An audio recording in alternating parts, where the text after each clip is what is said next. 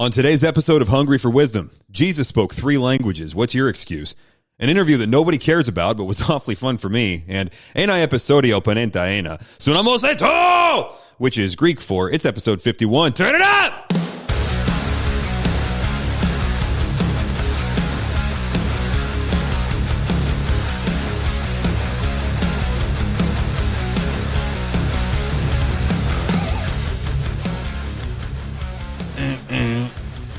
Well, today you get the raspy, authoritative grandfather voice of Dustin, because somehow I blew out my voice doing other stuff. Here's what we got today, guys. I did an interview with somebody I've really been looking forward to talking with, because he's just doing some cool work, and listening to his podcast and stuff. He's just a cool dude, man. I wanted to dig out what was in his head. So before we get into the interview that we recorded earlier today, I want to dedicate this episode to Jerome. Now, it's just a first name, yes, but Jerome is a guy from history, from church history, that's important to all of us because he was kind of the first Christian mega translator. So, like, we're big into, Bible translations throughout the world. We're supporting missionaries that are doing Bible translations in other countries and things like that. It's a massive deal, right? Because the knowledge of the glory of God has to spread throughout the world and cover the earth as the waters cover the sea. Well, you got to have the word of God in your hand in order to sustain anything like that. So Bible translation is a huge deal. And in the 400s, well, late 300s, early 400s, there was this guy named Jerome. All right, this is a few hundred years after Jesus, and he was so tempted by sin that he said, you know what, I'm just going to squash all of my sin. It was sexual sin specifically that he was tempted towards. He said, I'm just going to squash all of this and go out to the desert and translate the Bible. So he took his Greek and Hebrew manuscripts out there and just cranked out a translation. And that wound up being the Vulgate, which, the word vulgar basically means common. Like, to us, it means, gross or filthy or disgusting. But like back then, it just meant common. It was the language of the common people. So when he released the Latin Vulgate, it's because Latin was what everybody was speaking and they couldn't read Greek and Hebrew. And he was like, yo, they need a Bible. So, the Vulgate has gotten a lot of heat over the years because, it became the official translation of the Catholic, religious structure. And then they would kill people for translating outside of Latin and whatever. So it kind of like I feel like the Vulgate got a bad rap because it was what people were trying to break out of in the Reformation and the pre-Reformation leading up to it. And, also it was one guy doing a translation in a cave. So it had its weaknesses as far as translations go. It wasn't like the best thing ever, but man, without that, forget about it. None of the rest of this would have happened. We wouldn't have English Bibles in our hands. So we need to be really thankful for the Vulgate, and we need to be really thankful to Jerome. So, Signor Jerome, I don't know what Mr. would have been in Latin back then, but I'm going with Signor because, Spanish is like a watered-down version of Latin. So there you go. Signor Jerome, I just want to say big, fat shout out. I should stop. I'm talking to dead people at this point. So, hey, shout out to Jerome. You know what I'm saying?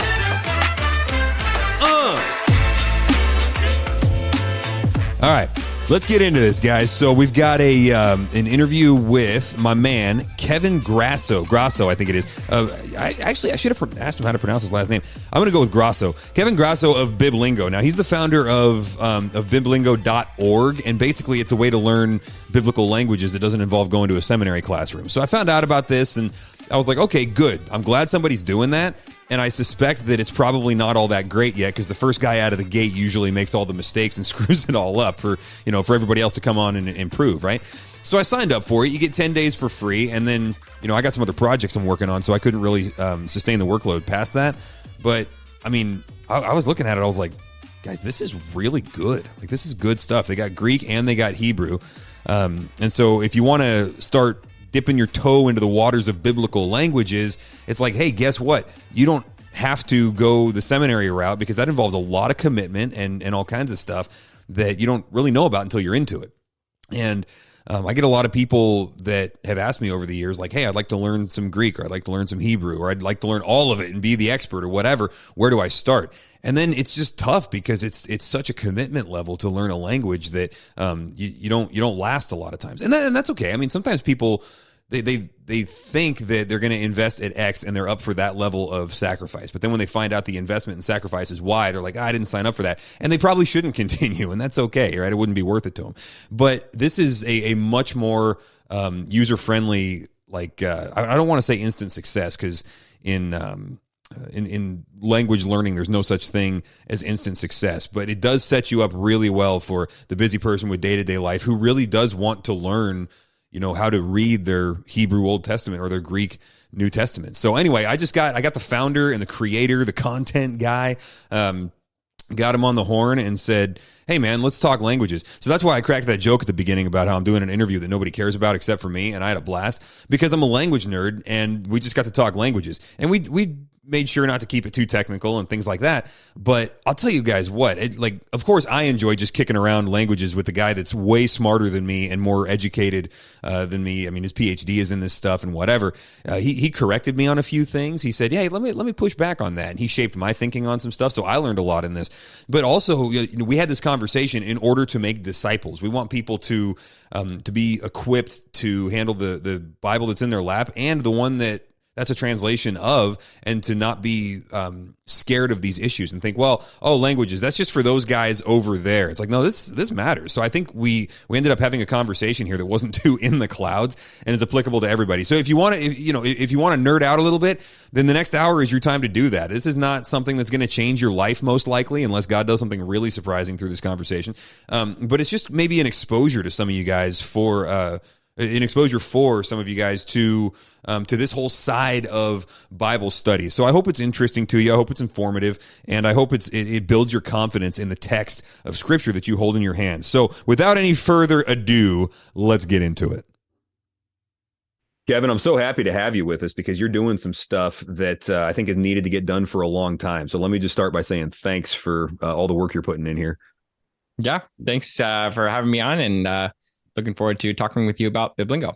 Yeah. So why don't you tell me kind of what the driving force was for starting in this particular format?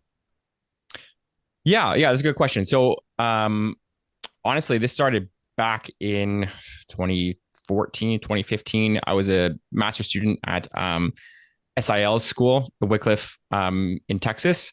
So I was doing my master's in Bible translation, or linguistics for Bible translation. And I thought they would have all of the tools necessary for learning Greek and Hebrew that you would need for anyone to learn it all over the world. Because I thought, surely we have this already. And I get there and basically find out that they don't really have any tools for that kind of thing. And in fact, that whole world, the Bible translation world, is pretty far behind on how important they consider the biblical languages to be. Really? Yeah, which is really backwards. But 99% of translations are done from a translation. So they're not using Greek and Hebrew.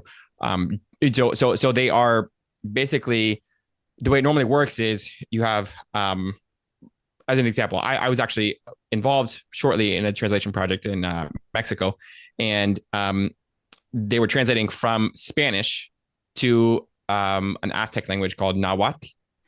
And basically, they went from Spanish to Nahuatl, and then someone else translated from Nahuatl to English, and then I checked that English against the Hebrew, right? So, wow. Right. So, it's that translation of a translation of a translation, right? So I thought, okay, well, if the people that are originally translating from the Spanish version just knew Hebrew, right, I'm not needed. So the original impetus was, how do we create a software for anyone in the world to learn the biblical languages, learn it well, regardless of context, regardless of first language. Obviously Bible translators are a big part of it, but also pastors all over the world that, want to learn Greek and Hebrew, but don't know English, right? And all the textbooks, major textbooks, are written in English. So how do we get them also into this space where they can learn languages in a meaningful way? That's fantastic. And I think it's great too to point out that, this was born out of the mission, right? This is like, hey, Jesus said some stuff. He wants the world covered in the knowledge of the glory of God as the waters cover the sea. How are we going to get that done? And this is just what it looks like. I mean, it's disciples being creative and seeing needs and meeting them and bringing specific skill sets and all that. So do you have a background in programming or anything like that? Like, how'd you get the technical end of this done? Basically getting into a whole lot of debt is the short version. But no, my background is, I have my master's in linguistics, PhD in Hebrew, another master's in comparative religion. So I'm just the content person. And, I am young and in the up to date on the tech stuff in terms of like what people are doing in the software world to teach the languages in general, right? Because as a linguist, right, we have certain principles on what it takes to learn a language, and those are fairly well known within the software world, right? In terms of modern languages, so they've been incorporated into different softwares to learn languages. But so far, they really haven't been, really until we've done this, they haven't been to a great extent for learning the biblical languages. So that's where I said, okay, this just needs to get done. Yeah, and it is different in a lot of ways because, like with biblical language, or really any, I guess we could call it dead language, you don't need to think of responses, right? You just need to interpret what's coming at you. It seems like a little more, and this is just my own kind of thing. This isn't probably the right way to put it, but just my own take on this. When I'm learning living languages, it's much more dynamic, relational. Whereas with dead languages, it's more like math, where you got to take a data set and figure out what's going on there, and then interact with it. A lot more memorization, a lot less creativity in the classical training. And then I signed up for Biblingo and say, hey, what's this all about? I'm hearing about this thing. It's pretty cool. And it introduces that relational element, that interaction element back into it, which is like, wow, I don't feel like I'm in a math class anymore. This is a pretty cool way of doing this. So I appreciated that. And the other thing I appreciated a lot was the fact that, because I went on to the Biblingo podcast. I was listening to that. I read one of your papers. I don't think it was long enough to be a PhD thesis or something, but and I really like. I said, okay, here's a guy who's functioning at the highest level, interacting with the ideas of biblical languages at the highest level, and conversant in that space, and he's making it understandable for the rest of us, so I was very impressed by that. So for what it's worth, coming from Joe Lerner over here, home run. Well, thanks a lot. Yeah, that means a lot. Let's make some disciples then. Let's talk about because like you and I could talk languages all day long because we're nerds, but right. We want to make disciples as well. And sometimes these questions come up because we live in a context where information is really easy to come by, especially compared to history and then the global average and so on.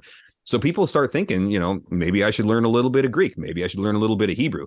And as a pastor, they come to me and say, hey, where do I start? Or should I do this? Or which language? Or both? And I run across a lot of kind of bright-eyed ambition without a real idea of really how much work this is. It's an immersive, obsessive kind of thing if you're going to do it right. So, if somebody comes to you and says, hey, should I learn a biblical language? What's your first answer out of the gate? Yeah, I would say the biggest thing is that you can, right? So humans are built to learn languages, like they just are. And the reason why people struggle with it is because they're not put in the right environment to learn that language. So we are very, very good at using language. We're very poor at describing language. And the part of the problem is that our Greek and Hebrew classrooms in seminaries talk a lot about the language. They don't use the language nearly enough, right? So if we put ourselves in the kind of environment where we have the meaning of the language, right, and the form of the language together, you will start to learn it, right? It's just we're just good at that. So I want to say that up front because many people approach this and say, this is impossible. This is for, the nerds. It's for the scholars, right? I've got a 9-year-old nephew who knows a decent amount of Greek, right? He's used Biblingo. He's through lesson, 26 or something. And so that basically covers almost 2 semesters, and he's probably more fluent reader than a lot of, people coming out of seminary in Greek because he's just had exposure that's different. He's had exposure using the language. So I think that being said, another important point here is that it really is about how much you just want to know the text. So there's a reason why Jews make it a point to learn Hebrew, and there's a reason why Muslims make it a point to learn Arabic, because their holy book is encased in that language, right? And so they just want access to those languages because they want access to the words, right? And the meanings that are contained in those languages. So, I mean, that being said, it's not for everyone, right? It's okay that it's not for everyone. But the fact that you can do it, and the fact that it does help you to understand the word of God, which is, the word of God, right? I think the way I would answer is I would flip the question and say, not who should learn the biblical languages, but like, hey, why not learn the biblical languages, right? That really is the question. Because for us, we have something that we believe is God's very word. And if you can get more access to it, why not? Yeah. That's a really interesting kind of philosophical statement you made about people being good at learning languages. Because my take on this being, untrained, I'm basically a linguistic redneck, right? So I'm a hobbyist, not a specialist. But my take on it has always been that languages don't like to be learned. And I just kind of chalk that up to the Tower of Babel. And I say, look, if you're going to learn a language, basically you have to be more stubborn than the language. You got to look at it and say, no, you will go in my head. And then you just got to outlast the grit of it. Right. But you're saying that's pretty much a lot of that is because of context or methodology, not because of inherent difficulties. Yeah. Methodology. I mean, it is. We are in the States in particular, right? We're very bad, right, at learning languages because not because we're actually bad at it, but because we're not forced to do it. And in schools, in Spanish class or whatever, we're not put in an environment that's conducive to learning, right? I mean, if you look at Europe, they all know multiple languages, not because they're better at learning languages, right? But because they're put in environments where they're going to learn, right? And so if you put yourself in that environment, you'll get it, right? You do have to be persistent. It is work, right? It's not like it's just gonna, osmosis come into your brain. But like, if you are persistent, you will make consistent progress, and you'll eventually get it. So straighten out this tension for me then, because on one hand, it'd be really easy to kind of grandstand on the importance of biblical languages. I've heard rabbis say things like, when you read the Bible in English, it's like kissing a bride through a veil. But when you learn Hebrew, you lift the veil and things like, and it's like, that's beautiful, but it's also kind of snobby, right? And what that can do is I worry that kind of thing, if we overemphasize the importance of biblical languages, then it can decrease people's confidence that they have in the Bible that's sitting in their lap, right? And I don't want to do that. So there's a sense in which, this is vital, because like you're saying, like if we want to read the word of God, let's actually read the words that he put down. That seems better. On the other hand, if it doesn't work for the pastor in the African bush that's never going to see a Greek text, then it can't be an essential of Christianity, right? So how do you articulate the importance of it without kind of idolizing it?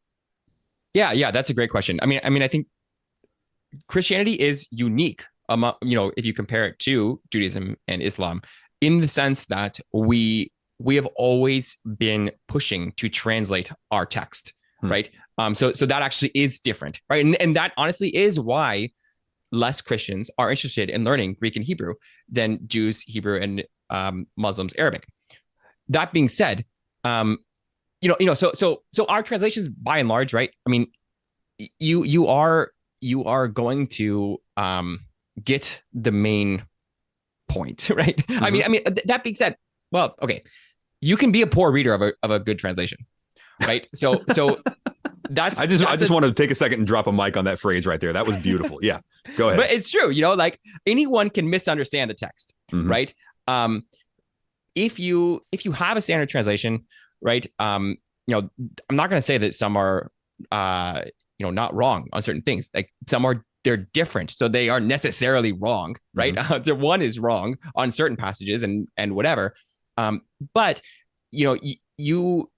there are obviously, like, in terms of what Christianity is, it's more than the interpretation of a certain verse, right? It's a story. And so you're going to get the story, right? And that's the main thing, right?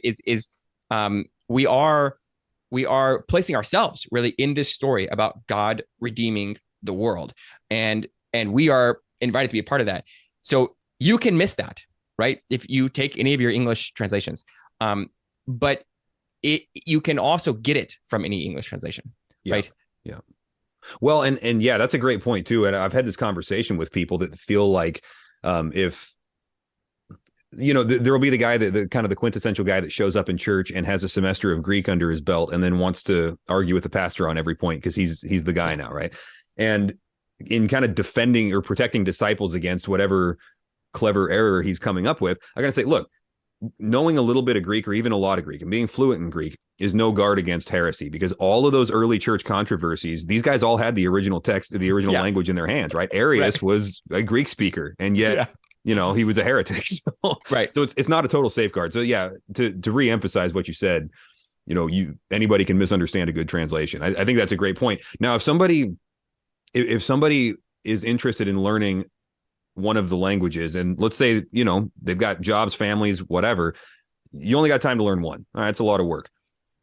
Is it a matter of priority as to which one to learn, or a matter of preference, or how should they pick, do you think, which one? Or maybe it's not between Greek and Hebrew. Maybe they need to learn Aramaic and kind of fill in some of the gaps there because there's not enough of that going on. So how do they pick? Yeah. So I get this question a lot as well. I really do think it is about personal preference. I mean, part of it is like, do you want to read 2/3 of the Bible or 1/3 of the Bible? Yeah. But honestly, I do think I can say a couple of like useful things about this. I do think that the Greek of the New Testament is easier than the Hebrew of the Old Testament, and there's a reason for that. Like, the Greek, like especially if John, for example, this is always, John is well known to be low Greek. If you just compare it to other Koine Greek texts at the time, it is just an easy read. And you don't have that. We don't have the sorts of comparative texts for Hebrew, right? We don't have anything to compare Genesis to in that respect. But at the same time, John is intentionally being simple, right? And part of that could be because Greek wasn't his first language, right?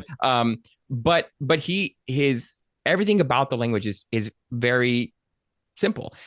You don't find that really as much in the Hebrew Old Testament. It's just not there as much. And then you also have a lot more poetry in the Old Testament. Psalms, Proverbs, Job. I mean, I got my PhD in Hebrew.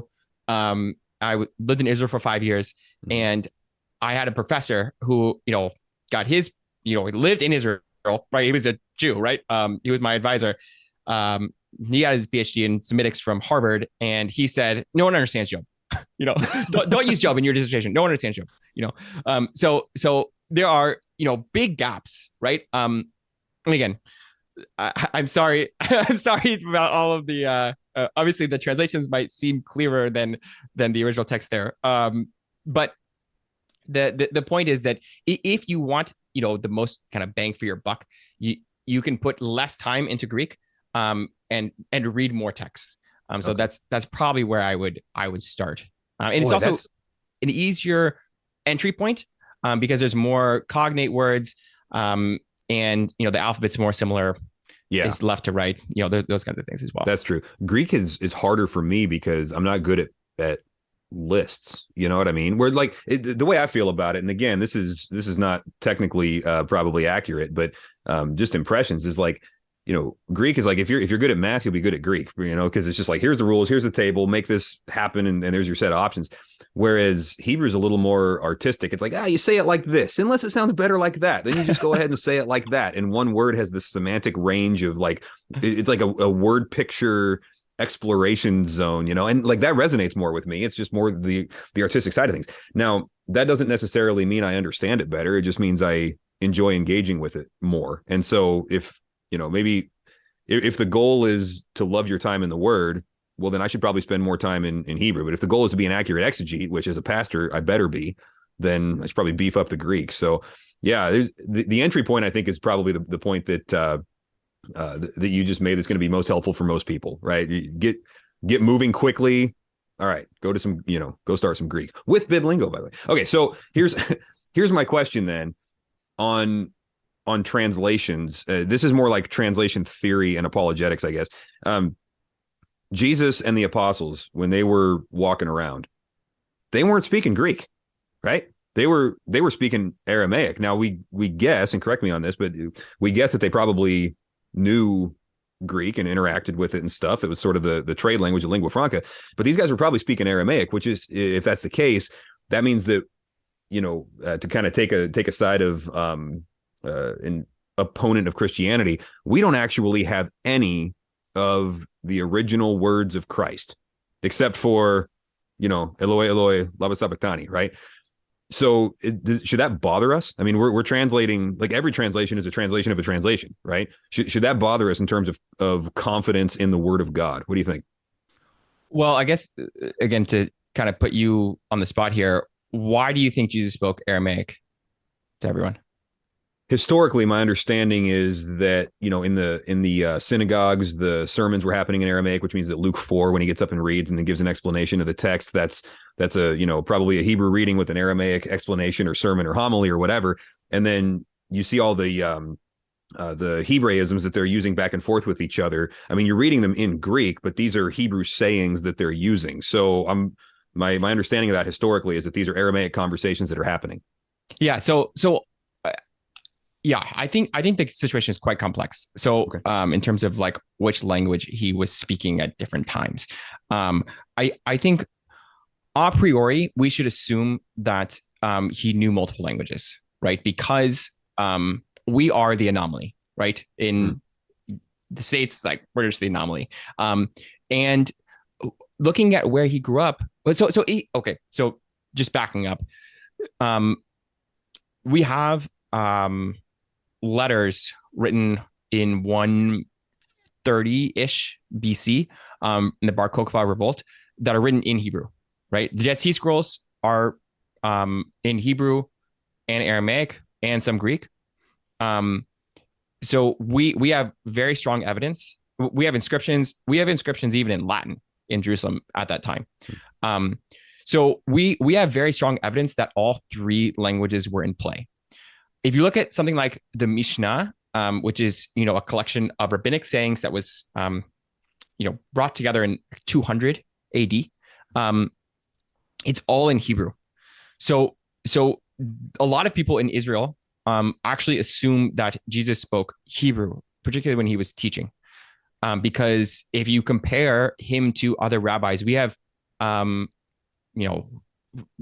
vast majority of sayings of other rabbis during that time are in Hebrew.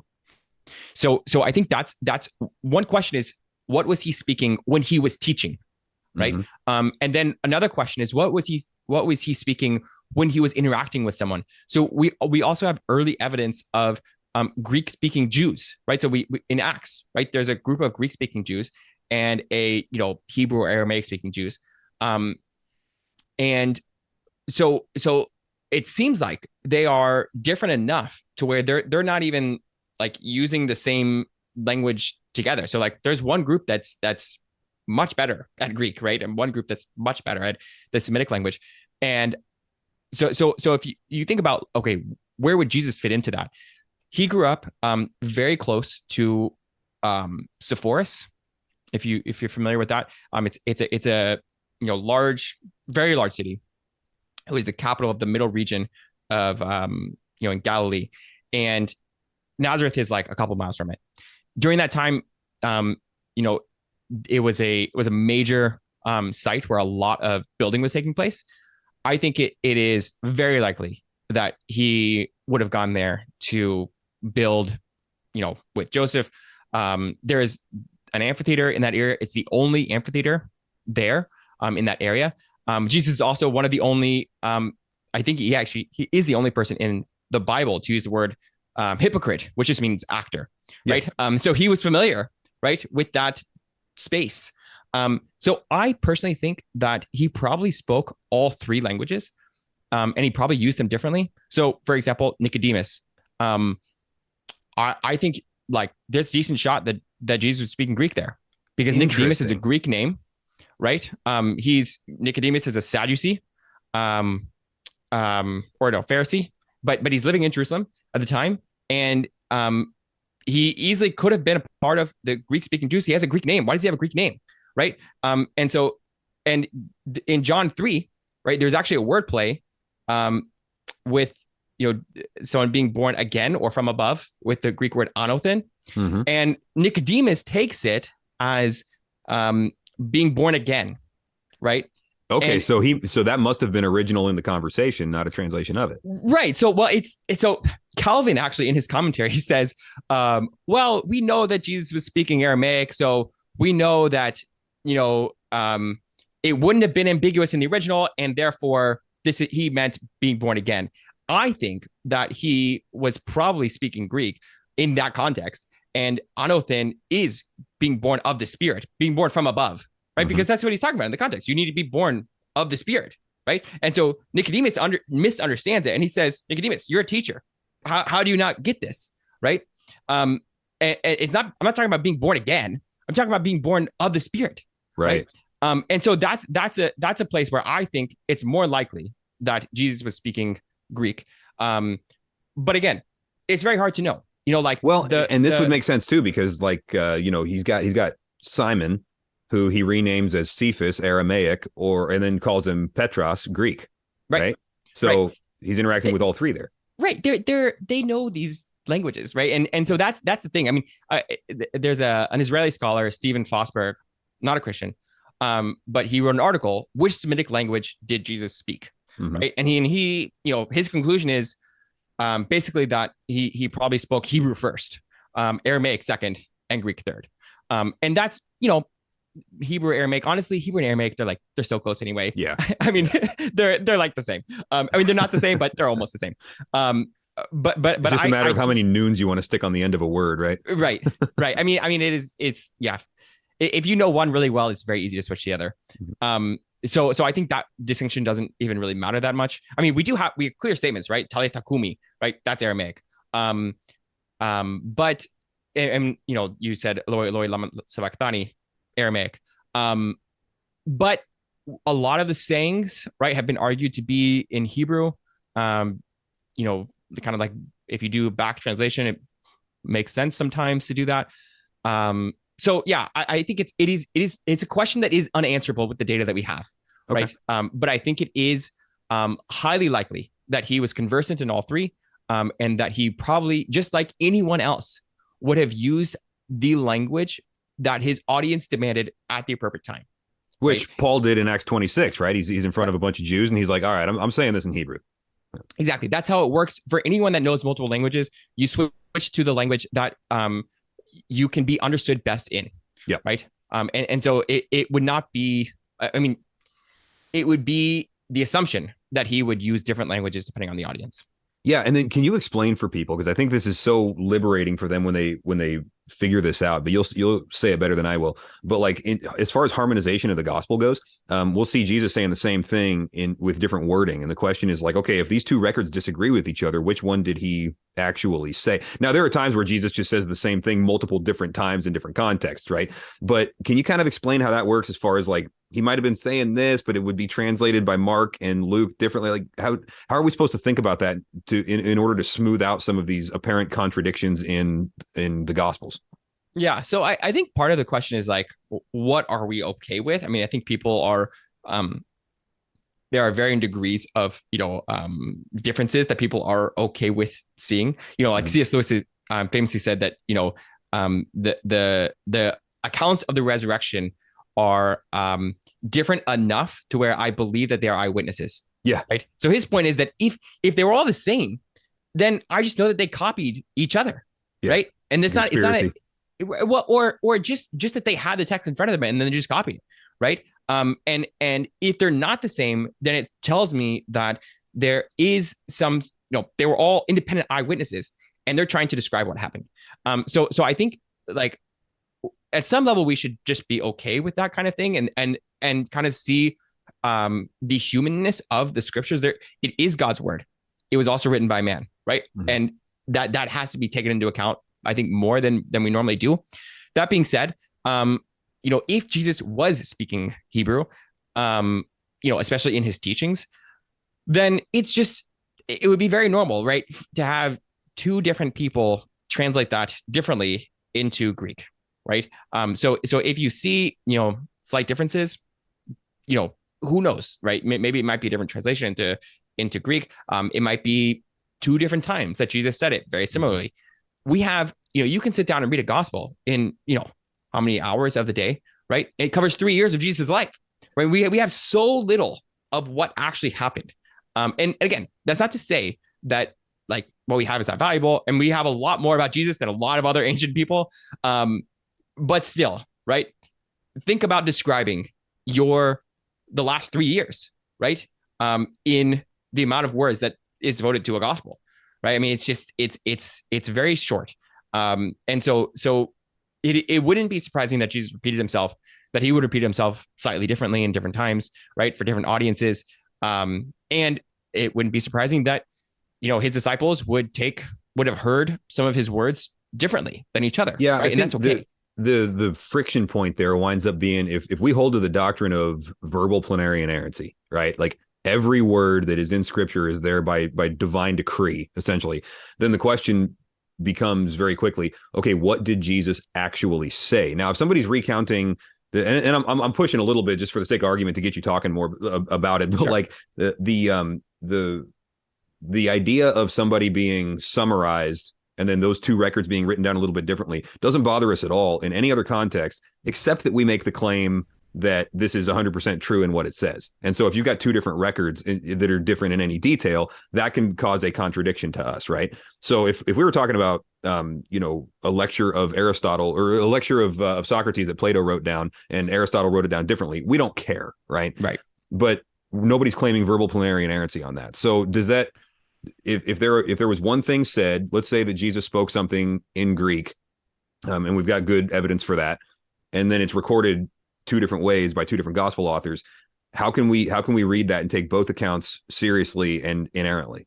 Yeah, so I do think that most of the time, like when he was speaking to a crowd, he probably wasn't speaking in Greek. Okay. Right. And so that would be a sort of an easy out. I mean, you would have to look at, each discrepancy at a case by case basis and say, like, what are we actually dealing with in, like, is this a difference in meaning? Is this a difference in just like, how it's said?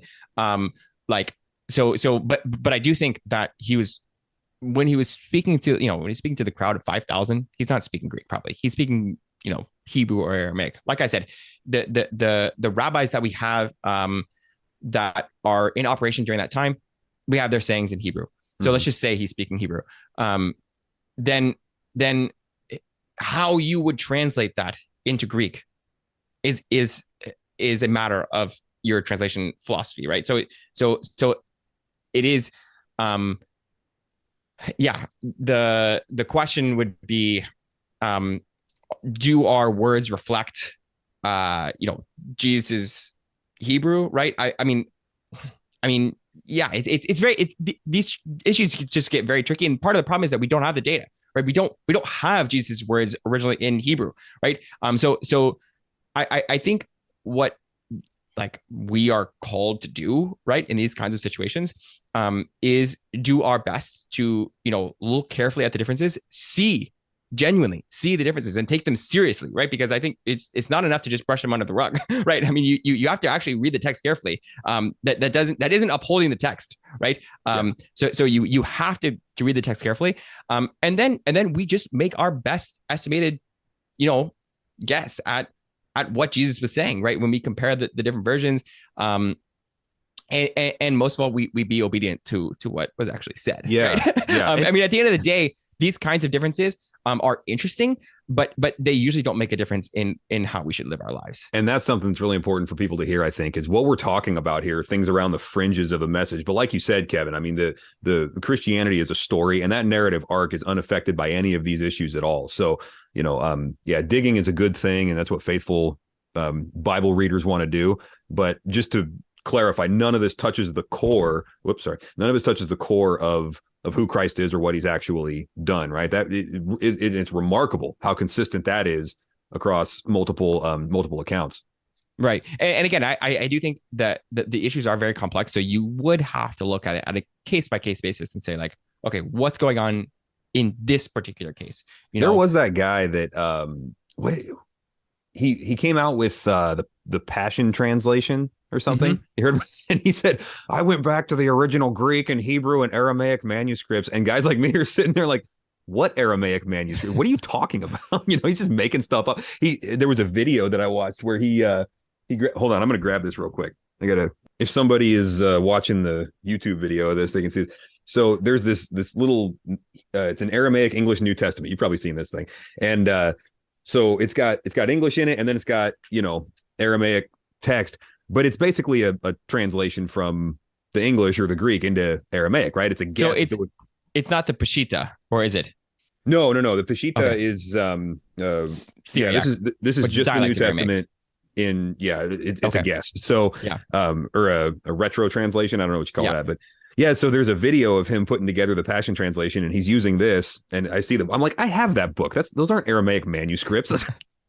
So right. So there's a lot of snake oil salesmen when it comes to linguistics, which is kind of like it's a question that comes up as to what is it better to learn a little bit or to learn none at all, right? You get the mechanic that you don't want to trust with your car because he's like, oh yeah, I do my own brakes all the time. It's like, well, why do you have to do them all the time, right?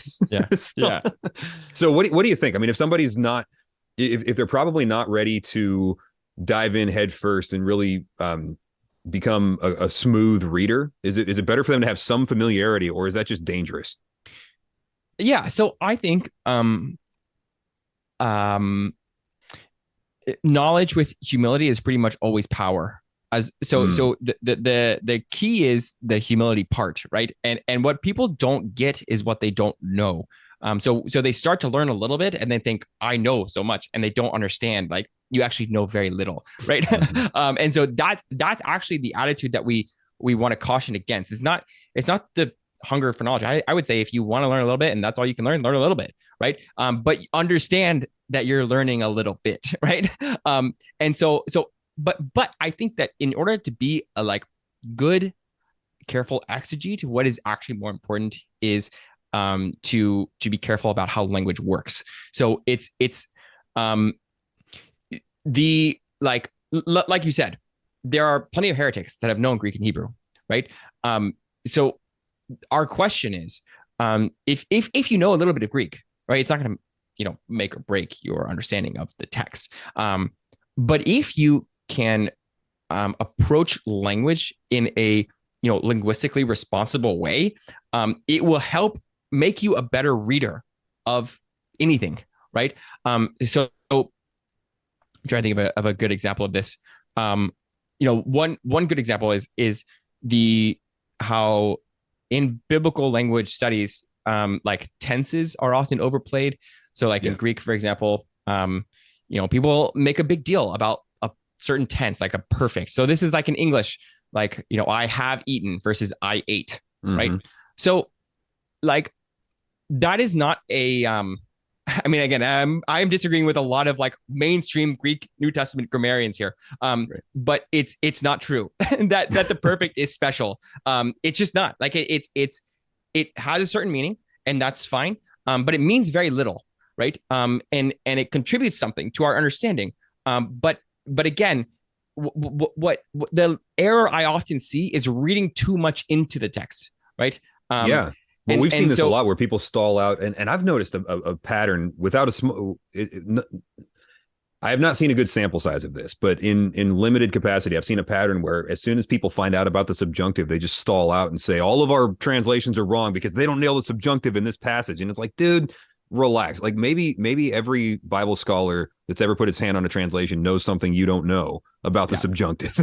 Right. Well, and even like, tell me what a subjunctive is. Like, I mean, because most people don't really understand. Yeah. Even in linguistics, right? Like, there's been a lot of work on the subjunctive, and many people that talk about what the subjunctive means haven't read the linguistics work on the subjunctive, right? Yeah. And so it is like, I think it's important to. I mean, another big, like easy thing is just word meanings. Like you can't go and look at a gloss in a dictionary and then just put it into the text. Right. That's not the way language works. It's human communication. It doesn't work that way, right? Yeah. If I say my nose is running and I say I'm going out for a run this afternoon, like, don't connect those two words and say, look, he's using the same Greek word, run, right? Well, and that's exactly the example with Hebrew, right? When God is angry, his nose burns. Right. right? That's the Hebrew idiom. Well, I'm Right. not. I don't want to translate that from a lexicon, you know. Right. Right. But And then that's then sometimes though, it's like sometimes it is really helpful because like in English we do have the subjunctive, we don't have the aorist, right? And so when I can explain to people like, okay, here's what this is saying. It's a completed action with a continuing result. Okay, well now that grammatical piece clicks into place. So there are times where it really is a helpful explanation, but then it's also like, yeah, but the aorist is like a candy wrapper in Greek. They throw it around all over the place without really thinking about it. So you can't lean on it too much, but it's helpful. Like it's you got to massage it, right? right. Well, and I think too, again, to push back on you a little bit on the verbal system thing. Go ahead. Like the English verbal system is far more fine grained than Greek. I mean, in Greek, you cannot say, I will have been going. You just Oh, like very, very hard to say that. In Greek, you'd have to use some sort of paraphrastic construction, and even then, it'd be very uncommon. I Like don't even know what that is in in English. What is that? Like a future, like a it's a future perfect progressive, Okay. right? So Okay. so again, the we can do those kinds of things. English is well known. If you just look at like the languages across the world, English is well known for being very weird in having a massive amount of distinctions in our verbal system. Mhm. Greek cannot touch what we have in terms of what we can, how precisely, we can do these things. Again, you don't have, like even I have been doing X, right? You don't have that in Greek. You have a perfect, you have present that would be something close to I am doing whatever. But the reality is that in English, we can say whatever the Greek people said and more, right? Yeah. I mean, we just can. But part of the problem here is that people are not reflecting critically on English, right? And on their own language. And so we don't know what the subjunctive is in English. How do you do a subjunctive in English, right? It's just because we haven't learned that term, right? We have all kinds, our modal system, may, can, should, must, right? That is, very close to the subjunctive. And we can be much more nuanced than Greek, which only has the subjunctive and the optative, right? And so we can have all these nuances that they couldn't really delineate in the same way. So again, I would say that you need to be very careful about think critically about your own language, right? Think critically and deeply about it, and then approach Greek in the same way. Understand that there are, or Hebrew, right? Understand that there are nuances about the language that native speakers would have intuited automatically, right? And you are not intuiting them, right? And right. So for you, right, you have to understand that you, like, the little Greek or Hebrew that might help you, right, in beginning to intuit those kinds of things. But you are necessarily bringing your own English intuitions into the text. You are. You can't. There's no way around it. That's okay. But you need to be aware of that, right? And you need to compensate for it by being critical of your own understanding of the languages. Yeah, I agree. Okay, so then maybe touch on this, because I see people sometimes wanting to go to seminary to learn languages, and I think there's my suspicion is that there's a time and a place for everything. There's a particular context where Biblingo is going to be the best thing for them.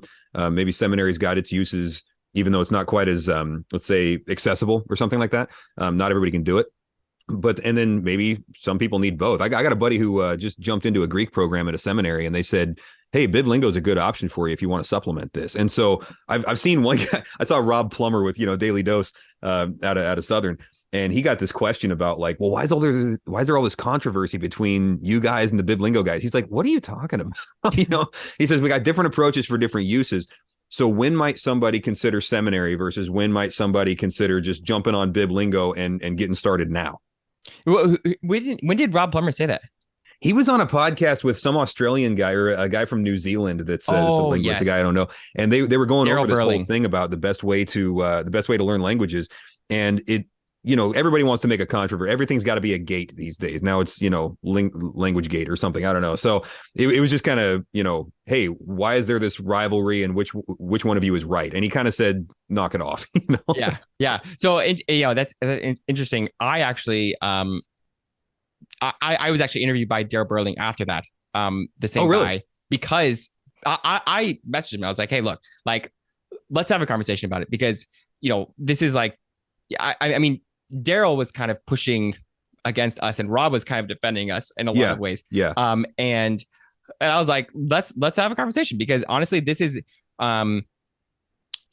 so we have intentionally, I'll just say this, we have intentionally tried to make friends in this space. And so we know Rob Plummer, like, we went to his conference, Greek and Hebrew for Life.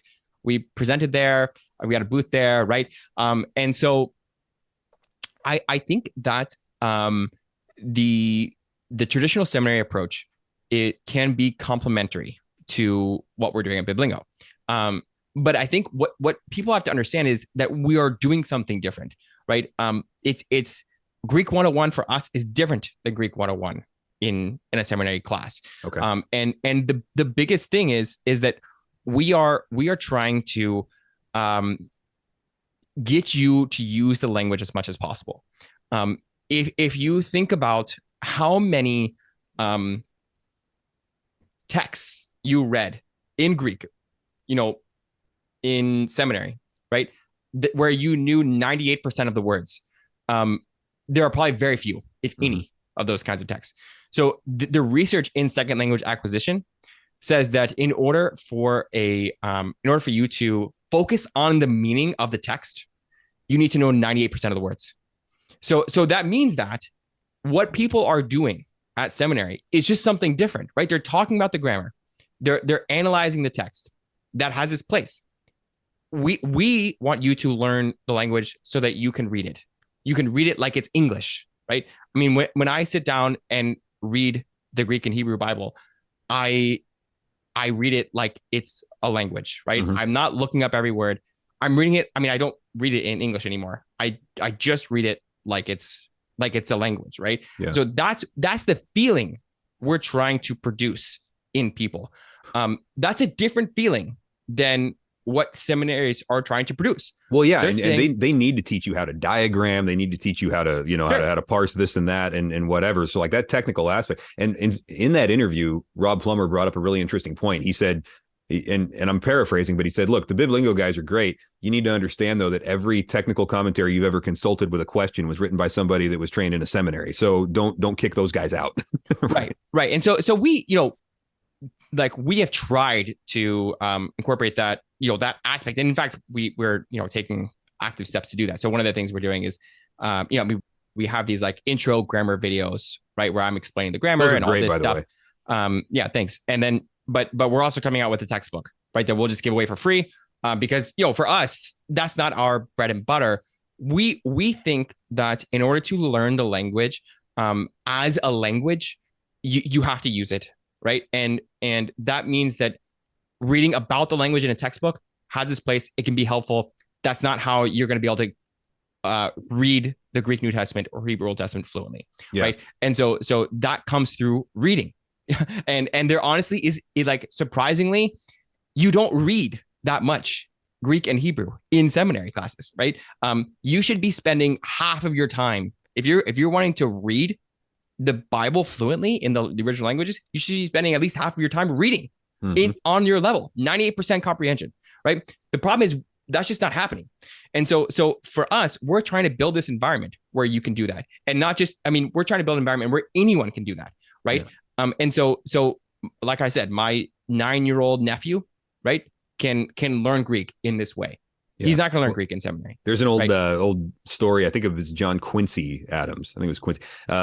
Not John Adams Sr. I think it was John Quincy Adams. At 9 years old, he had a debate about the Greek text with his pastor in public. It was a moderated debate, and he won when he was 9 years old. It's like, first off, he was a smart, little bugger, but sure. At the same time, it's like, it was, the resources were there and it was done, so. Well, and that's the thing, is that people used to know how to learn languages. And this is part of the problem is that we have just lost that, that skill. Like it's a skill. You're gonna get me on my rant about classical learning now. So. Yeah, I didn't really know what it took until I went to Israel and learned to speak and use modern Hebrew, fluently. You just don't realize what it takes to really learn a language. And that's part of the whole problem. And even in seminary, right? People seminaries used to be much better at this. They used to force people to use the language much more. But now, especially with like the advent of Bible softwares and, technical commentaries, like people think that like the goal is to be able to open up a technical commentary or open up a Bible software and figure out what that person is saying, right? Yeah. About the Greek text, right? And if that's the goal, what you need to learn is the meta language. How do we talk about Greek, right? That's what the textbooks are focusing on. I think that like most people, if you want to learn Greek, you want to be able to read the Bible in Greek, right? And so what do you need to do? You need to read in Greek as much as you possibly can. You need to read text that you can comprehend. And so, that's why we've written these short stories in Greek and Hebrew. And the tough part of it is you got to front load a lot of vocab for that. And that's not something that a lot of students have the bandwidth for when you've got a full load of classes and a family and a ministry, right? If the buy-in, and I notice this with learning, living languages, I don't know if that's the right term for it. That's how I think of them. But yeah, with Spanish, French, whatever, it's like, you learn your 1,500, 2,000, 2,500 words up front, then you can really start picking up steam. But no high school student's going to come to the first day of class with 1,500 words memorized. So you got to start them out some other way. It turns out that other way in schools doesn't work, right? Because they don't have enough raw material to work with. Well, and there it is possible, right? So this is what we're trying to do, and this is what we've been doing is writing short stories on people's level. So our first short story, 40 words. And we're pulling from that bank of 40 words. You should read it and comprehend it. Right. And it's so much fun too. That when you like, for anybody who's never learned a language, when you read something and you read it smoothly and you're just like, I got it. I just got that. Right. It's a thrill.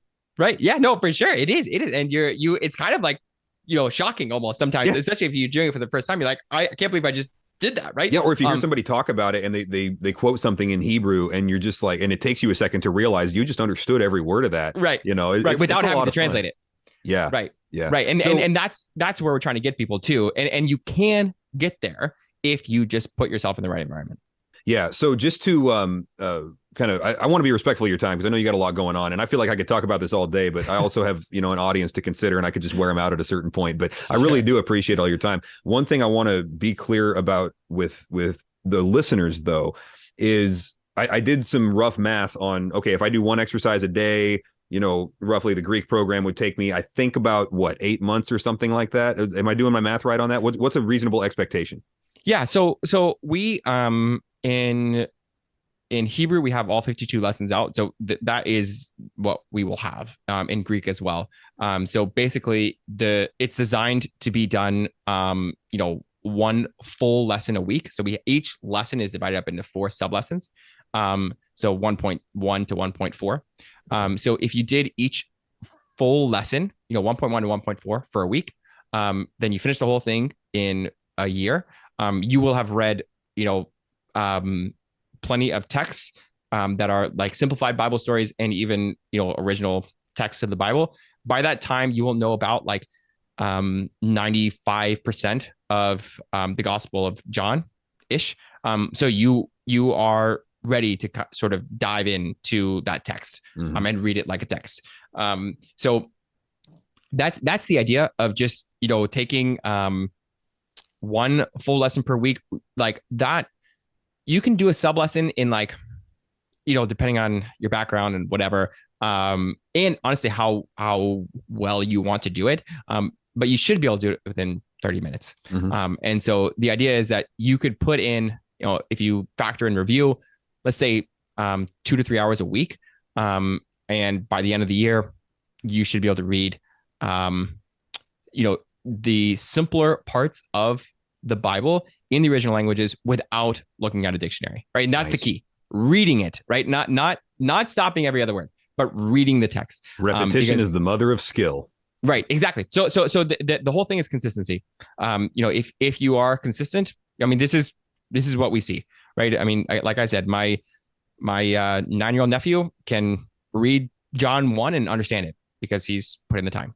And there's no reason why your listeners can't either. Yeah. Well, Kevin, that's great. And congratulations to your nephew. Tell him that we're all proud of him and impressed. And congrats to you on the growing family, by the way. That's great stuff. Happy for you guys. And thank you so much for taking a little time to help, invest in my disciples at church here. I mean, not disciples of me, but I'm responsible for these guys. And I was like, man, I got to get these Biblingo guys on here because there's a lot of questions that and questions for which they have answers and problems for which they have solutions. So I appreciate what you guys are doing out there. And I might have you back another time when I get a bunch of responses from this and say, hey, you should have asked them about X, Y, and Z. We might have to do a part 2. Yeah, sounds great. Thanks for having me. All right. Thanks, Kevin. Appreciate it. Yeah. All right. I'm not sure how to stop the recording. Oh, there we go. Now I got to edit this part out.